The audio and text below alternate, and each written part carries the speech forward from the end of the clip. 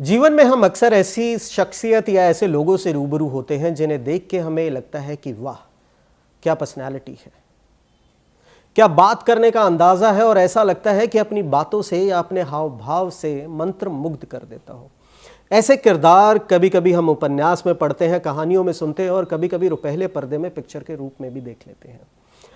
जाने कितनी ही ऐसी कहानियां लिखी गई हैं, उपन्यास लिखे गए हैं और ऐसी पिक्चरें भी बनी हैं जिसमें एक फैसिनेटिंग किरदार को पोर्ट्रे किया जाता है और एक आम इंसान उस किरदार से इतना प्रभावित हो जाता है कि वो असल जीवन में उस किरदार को ढूंढने लग जाता है। तो क्या लोगों को प्रभावित करना या उन्हें अपने मोह पाश में बांध लेना, क्या ये कला से कम है? अगर आप मेरी माने तो मैं कहूंगा कि ये एक ऐसी अछूती कला है जिसे बहुत कम लोग पारंगत कर पाए हैं। मेरा नाम करण परवेज सिंह, आप देख रहे हैं रैपिड लीक्स, और आने वाले कुछ वीडियोस में हम ऐसे ही लोगों की बात करेंगे जिन्होंने अपनी कनिंगनेस या अपनी शातिरता के दम पर अपने नाम के परचम लहरा दिए, चाहे वो अच्छे कार्य रहे हों चाहे वो बुरे कार्य रहे हों।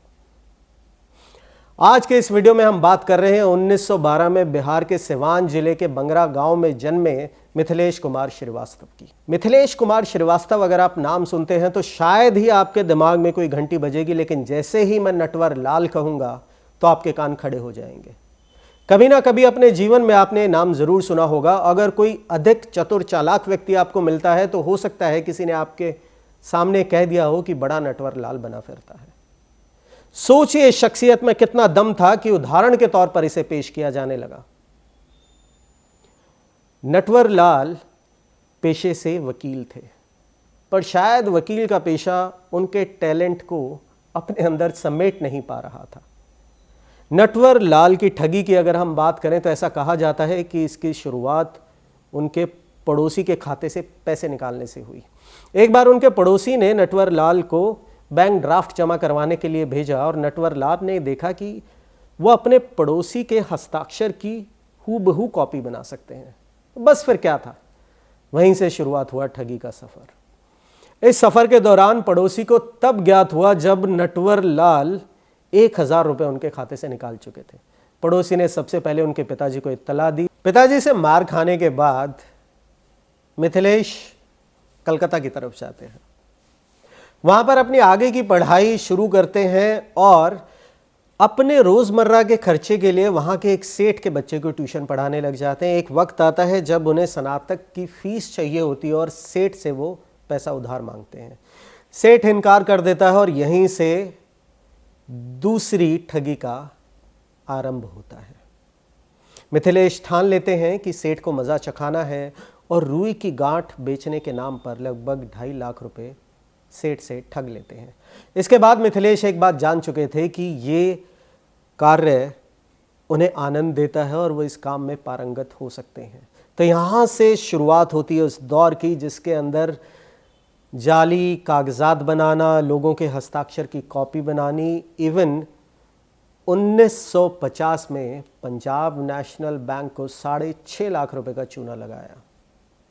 1937 में इनकी पहली गिरफ्तारी हुई जब ये लोहा बेचने के चक्कर में पकड़े गए। जाने कितने ही ऐसे अनगिनत किस्से और कहानियां नटवर लाल से जुड़े हुए हैं जो इन्हें भारत के इतिहास का सबसे बड़ा ठग बनाते हैं। इनकी पर्सनैलिटी, इनका बात करने का तरीका, इन्हा का जो एक एंगल था हर बात को समझना, बारीकियों तक जाना, उसका इतना प्रभाव पड़ता था सामने वालों पर कि आपको जानकर हैरानी होगी कि इन्होंने ताजमहल को कुल 3 बार बेचा है। 2 बार लाल किला बेच दिया, 1 बार राष्ट्रपति भवन और 1 बार पार्लियामेंट तक को बेच दिया। जब उस पार्लियामेंट को बेचा तो बेचने वाले को उन्होंने बताया कि इसके अंदर जितने भी एमपी बैठे हुए हैं वो भी आपके हुए। इसी बात से आप अंदाजा लगा सकते हैं कि कितना शातिर होगा ये इंसान। 113 वर्ष की सजा सुनाई गई इन्हें 100 से ज्यादा मामलों में, परंतु अपने जीवन काल में कभी भी इन्होंने 20 वर्ष से ज्यादा सलाखों के पीछे नहीं गुजारे। इतने शातिर थे कि जितनी बार इन्हें पुलिस पकड़ती थी कुछ समय बाद अपने आप ये पुलिस को चकमा देके गायब हो जाते थे। आखिरी बार पुलिस ने इन्हें वर्ष 1996 में पकड़ा था और इस समय उनकी उम्र 84 वर्ष थी। 3 हफ्ते से ये व्हील चेयर पर चल रहे थे और नई दिल्ली रेलवे स्टेशन पर पुलिस जब इन्हें लेकर आई एम्स में इनका इलाज कराने के लिए, वहां पर भी ये आखिरी बार पुलिस को चकमा देकर गायब हो गए। उसके बाद पुलिस इन्हें कभी नहीं पकड़ पाई। एक मिस्ट्री बनी रही हमेशा नटवर लाल की एग्जिस्टेंस को लेकर, और उनके गायब होने के बाद वो जीवित हैं या नहीं हैं, इस बात के भी अलग अलग पहलू हैं, अलग अलग कहानियां हैं। इनके छोटे भाई की अगर माने तो वो कहते हैं कि वर्ष 1996 में उन्होंने इनका दाह संस्कार रांची में कर दिया था। वहीं पर इनकी वकील की सुने तो उन्होंने ये कहा था कि 25 जून 2009 को इनका देहांत हो गया है और न्यायालय को इनके खिलाफ जितने भी केसेस हैं उनको बंद कर देना चाहिए। इस शख्स ने अपना व्यक्तित्व इतना जोरदार और इतना बड़ा बना लिया था कि आज तक पूरे इतिहास में नटवर लाल की बराबरी कोई भी स्कैमस्टर या कोई भी ठग नहीं कर पाया है। इन्हें शायद ठगों की दुनिया का बेताज बादशाह अगर कहा जाए तो वो कोई अतिशयोक्ति नहीं होगी। आप इसी बात से अंदाजा लगा लीजिए कि ये इतने पारंगत थे किसी के हस्ताक्षर को रूबरू कॉपी करने में कि इन्होंने उस समय के राष्ट्रपति डॉक्टर राजेंद्र प्रसाद के हस्ताक्षर रूबरू कॉपी करके दिखा दिए थे। इनका एक और बहुत फेमस किस्सा है। कनॉट प्लेस में एक बहुत बड़ी घड़ियों की दुकान होती थी। एक बार एक ये बुजुर्ग का रूप धर कर वहां गए और उस समय के वित्त मंत्री नारायण दत्त तिवारी के निजी सहायक के रूप में अपने आप को प्रस्तुत किया। इन्होंने दुकानदार से कहा कि तब के प्रधानमंत्री राजीव गांधी जी बड़े नेताओं को बुला रहे हैं और उन्हें उपहार में घड़ी देना चाहते हैं।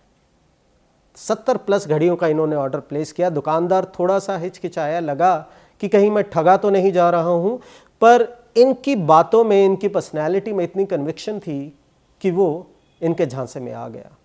अगले दिन इन्होंने घड़ियां एकत्रित की वहां से और एक बैंक ड्राफ्ट थमा दिया। दुकानदार को असली कहानी जब वो बैंक ड्राफ्ट बैंक में दिया और बैंक ने बताया कि ये ड्राफ्ट जाली है, तब समझ आई, पर तब तक देर हो चुकी थी। इनके गांव की अगर हम बात करें तो ऐसा कहा जाता है वहां पर इनका आज भी एक मॉन्यूमेंट है और इन्हें इनके गांव में रॉबिन हुड के तौर पर जाना जाता था। मिथिलेश अक्सर ये कहते थे कि मैंने आज तक किसी को डराया नहीं, आज तक किसी को धमकाया नहीं। अगर कोई मेरी बातों में आकर खुद ब खुद मुझे पैसे देना चाहता है तो मैं इस बात से क्यों गुरेज करूं या मैं क्यों मना करूं। कितने ही व्यापारी, कितने ही बिजनेसमैन, कितने ही राजनेता, सरकारी लोग इनके झांसे में आए और इनकी ठगी का शिकार बने। बड़े नाम जैसे कि अंबानी, टाटा, बिरला तक इनके शिकार की फहरिस्त में आते हैं। आने वाले कुछ एपिसोड्स में हम बात करेंगे ऐसे ही कुछ और दिलचस्प किस्सों की, ऐसे ही कुछ दिलचस्प हस्तियों की जिन्होंने अपनी पर्सनैलिटी, अपने दिमाग, अपनी प्रेजेंस, अपने शातिर दिमाग के दम पर दुनिया को सोचने के लिए मजबूर कर दिया। अगर आप नटवर लाल के बारे में ऐसे किसी और किस्से के बारे में जानते हैं तो हमारे कमेंट सेक्शन में ज़रूर बताइए। और अगर आपने रैपिड लीक्स को सब्सक्राइब नहीं किया है तो प्लीज़ सब्सक्राइब करके बेल आइकन दबाना मत भूलिएगा। धन्यवाद।